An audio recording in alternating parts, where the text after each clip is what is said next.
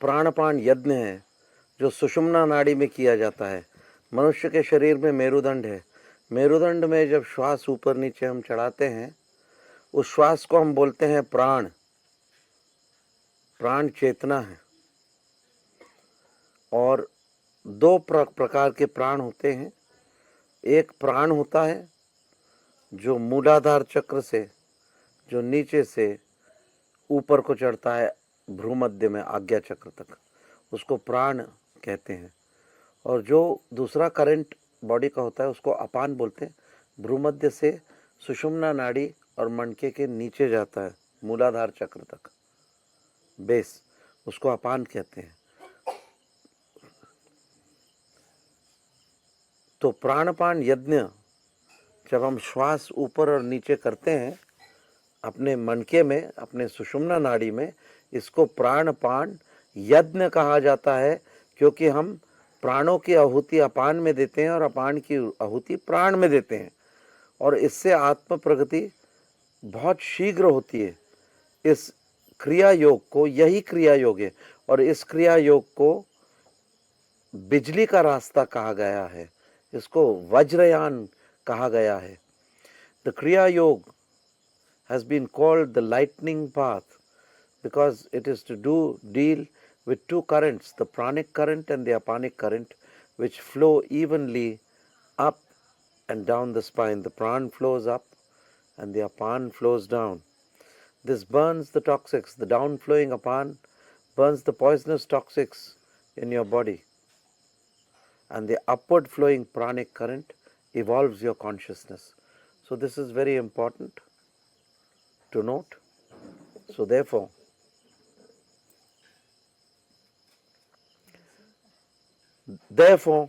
क्रिया योग is called the प्राण अपान यज्ञ। क्रिया योग के बारे में कहा गया है चतमंतले कि जो प्राणों की आहुति अपान में देता है और अपान की आहुति प्राण में देता है, वो निश्चित रूप से परम पद को प्राप्त होता है।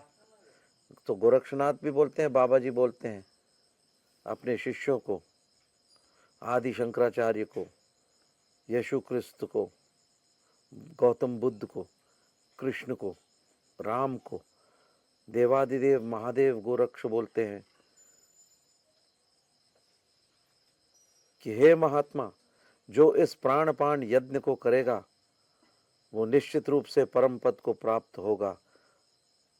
जो अपने प्राणों की आहुति अपान में देगा और अपान की आहुति प्राण में देगा, वो अपने सारे पापों को इसी जन्म में भस्म करके वो परम पद को प्राप्त होगा। हे महात्माओं, वो मुझ में प्राप्त होगा, परमात्मा में, मुझ में प्राप्त होगा, शिव में। तो ये शिव का आश्वासन है। वैसा ही आश्वासन प्रभु रामचंद्र ने भरत शत्रुघ्न को दिया था, उनके शिष्यों को दिया था। वही आश्वासन श्री कृष्ण भगवान ने अर्जुन को और उद्धव को दिया था। तो ये निरंतर काल से चली आ रही है विद्या, योग विद्या, जिसका नाम है क्रिया योग। उसको मैंने कुंडलिनी क्रिया योग भी कहा गया है, क्योंकि उसमें कुंडलिनी जागृत होती है।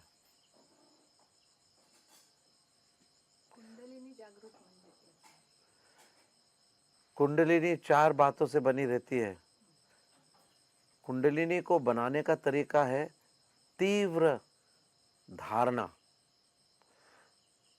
You can create the Kundalini by intense concentration, by collecting the mind, the pran, the breath, and the vital fluid in the spine, and by rotating it upwards with the pranic current and downwards with the apanic current. With this pranapan manthan, the Kundalini is generated in the spinal cord. Kundalini तीव्र धारणा से और ध्यान से अपने मेरुदंड में निर्माण की जाती है। उसको कुल कुंडलिनी कहते हैं और वो नाग के स्वरूप में दिखाई जाती है। जब हम तीव्र ध्यान और धारणा से लक्ष्य देते हैं अपने मेरुदंड के श्वास, प्राण ऊपर चढ़ता है, अपान नीचे जाता है। प्राण के साथ चलता है चित्त, चित्त के साथ चलता है वीर्य, वीर्य के साथ चलता है श्वास। सो चित्त, प्राण, श्वास और वीर्य, ये चार तत्व जब एक रूप होके कुंडलिनी में वज्रयान और वज्र नाड़ी में चलते हैं तो इसको बिजली का रास्ता कहा गया है, इसको कुंडलिनी क्रिया योग कहा गया है और इसको प्राणपान यज्ञ कहा गया है।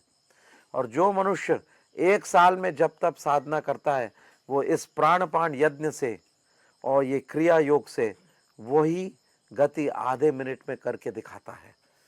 इसलिए क्रिया योग को बिजली का रास्ता और वज्रयान कहा गया है। That duration which a normal person takes to evolve in 1 year, the normal spiritual evolution of a person in 1 year can be accomplished by Kriya Yoga in half a minute.